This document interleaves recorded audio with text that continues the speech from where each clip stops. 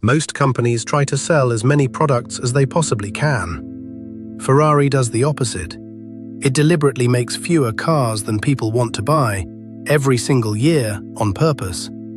It sounds insane, and it has quietly turned a small Italian car company into one of the most profitable brands on earth. Undervalued. The business they don't teach you. To understand Ferrari, you have to understand one old rule, attributed to the founder, Enzo Ferrari himself. Always build one car less than the market demands. Read that again. Not as many as you can sell, one less. Most car makers chase volume.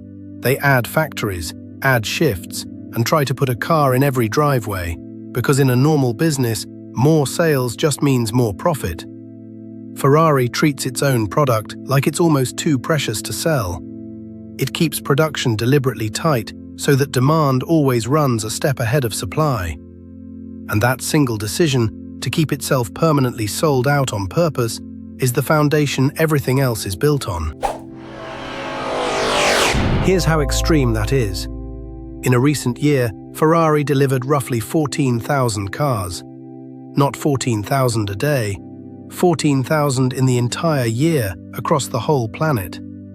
To put that in perspective, a mass-market giant like Toyota sells around 11 million vehicles a year. So Ferrari builds fewer cars in a whole year than a company like Toyota moves in a single morning. And here's the kicker. Ferrari could easily make more. It has the factory, the engineers, and a waiting list of buyers begging to hand over their money. It simply chooses not to.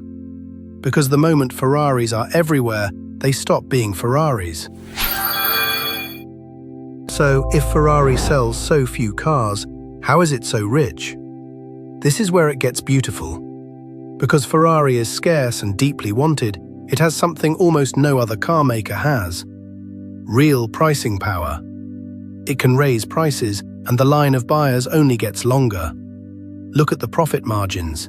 Most car makers are brutal, cutthroat businesses running on single-digit operating margins, often somewhere around 5 to 8 cents of profit on every dollar.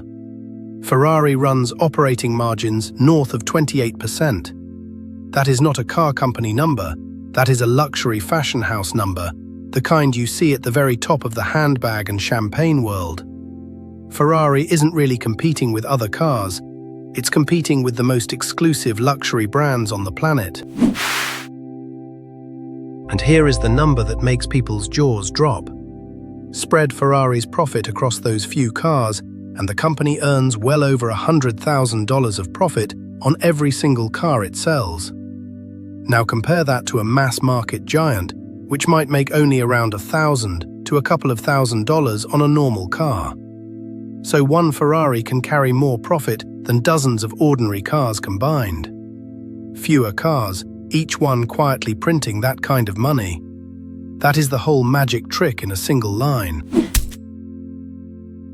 But pricing power is only half of it. Ferrari also controls who is even allowed to buy. You don't just walk into a dealership and drive off in a brand new Ferrari that afternoon.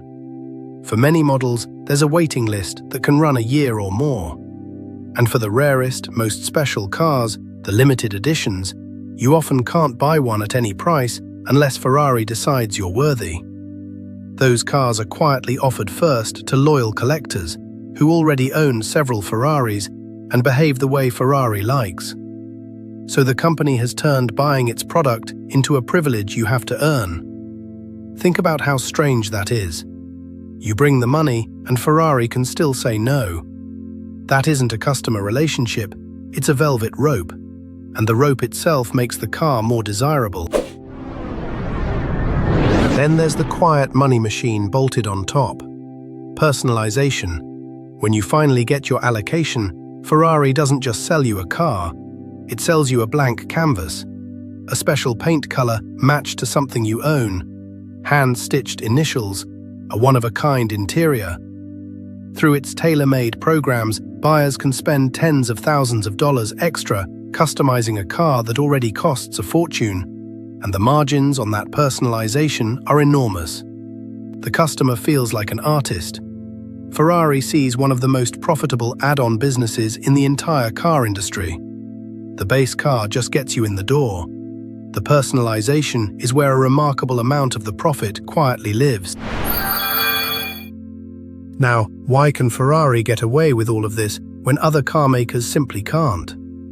The answer is the moat, and the moat isn't really the engineering, it's the desire. Ferrari has spent the better part of 80 years building the single most powerful brand in the entire car world. The color red, the prancing horse badge, and above all, racing. Ferrari runs the oldest and most famous team in Formula One, the only team to have raced in every Formula One season since the championship began in 1950. And it has been winning races and breaking hearts since long before most of its buyers were even born. Every Grand Prix on a Sunday is a global advertisement that money cannot directly buy. So by the time someone can finally afford a Ferrari, they've usually wanted one since they were a child. You can copy a company's factory. You can even copy its engineering. You cannot copy 80 years of being the car taped to a kid's bedroom wall. And Wall Street figured this out. When Ferrari was spun off as its own public company back in 2015, something funny happened. Investors didn't value it like a car company at all. They valued it like a luxury empire. At times, Ferrari has been worth more than enormous car makers like General Motors and Ford that build 100 times as many vehicles. Let that sink in. The market decided that a company making 14,000 cars can be worth more than ones making millions. Because investors aren't paying for the metal, they're paying for the scarcity, the fat margins, and the near certainty that people will still be desperate to own a Ferrari decades from now. Now, to keep this honest, the model isn't bulletproof, and Ferrari knows it. The whole thing depends on one fragile thing: staying rare. Every time Ferrari adds a new model or sells a few more cars to grow profit, it risks chipping away at the exclusivity that makes it special in the first place. When it launched its first four-door, more practical model, the Puro Sangue, it deliberately capped how many it would sell to around 20% of its total deliveries, precisely so the car wouldn't become common. Then there's the electric future. In 2026, Ferrari revealed its first fully electric car. And tellingly, on the day it was unveiled, Ferrari's own share price fell. The open question made real whether a silent Ferrari can stir the same passion as a screaming 12-cylinder. Scarcity is a tightrope. Walk it perfectly, and you're the most profitable brand in cars. Lean too hard toward growth, and you can quietly sell off the very magic you spent 80 years building. So here's the real lesson, the one they don't teach you in business school. Almost every company is trained to grow, scale, and sell more. Ferrari got rich doing the exact opposite. By making less, charging more, and treating the word no as a feature instead of a problem. Scarcity, run with real discipline, can be worth more than any factory on earth. If that reframe just clicked for you, subscribe. One company a week, the business they don't teach you. Ferrari didn't get rich by building the most cars. It got rich by building desire and then refusing to fully satisfy it. So here's my question for you. Drop it in the comments. Is Ferrari's keep them wanting strategy pure genius? Or is it only a matter of time before chasing growth finally dilutes the magic? I read every comment. And subscribe, because every week we take one company apart and show you the business they don't teach you. I'll see you in the next one.